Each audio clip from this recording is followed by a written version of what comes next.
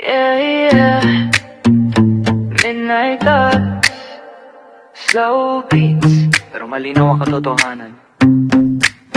Huwag mo nang i-gaslight ang sarili mo kapag sinabi niyang busy lang ako. Sa isang araw, daming segundo, kahit saglit di niya nagawang mag-hello sa'yo. Walang oras, pero online, di ka nga man lang na-replyan. Pinakita niya sa'yo ang tunay na plano. Sa buhay niya wala kang espasyo, kasi ang taong gusto ka talaga gagawa at gagawa ng paraan.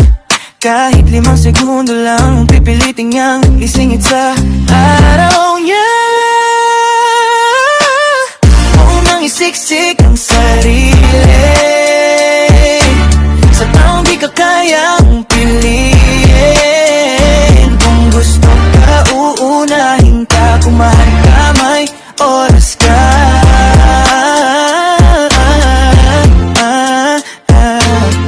Di ka extra sa eksena, di ka kailangan ng pilitan. Kung di ka niya prioridad, bitaw na, iligtas ang sarili.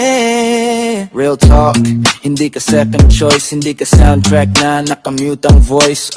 Kung gusto kanyang makasama, hindi dahilan ang busy sa drama. Ilang minuto ba ang kailangan para sabihin okay ka lang? Kapag wala kang natanggap, alam mo na ang sagot sa tanong mong matagal. Huwag mong abulin ang ayaw kang saluhin. Lumayo ka sa sakit na paulit-ulit. Mas malagang piliin ang sarili. Huwag mong isiksik ang sarili sa taong di ka kayang piliin. Kung gusto ka, unahin ka. Kung mahal ka, may oras ka.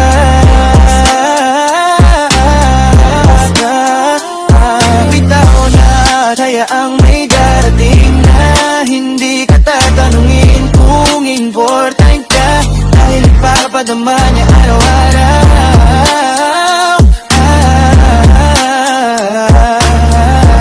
Self-respect, ito ang tunay na love song.